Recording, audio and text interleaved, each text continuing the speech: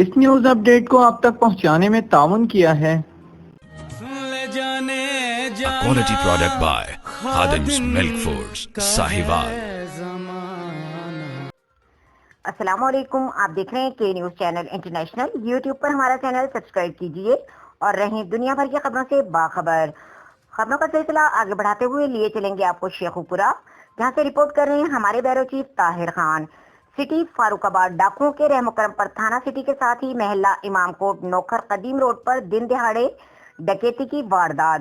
ڈاکو 6000 نقدی لے گئے، ایس ایچ او سٹی فاروق آباد سلیم خان جرائم کنٹرول کرنے میں ناکام۔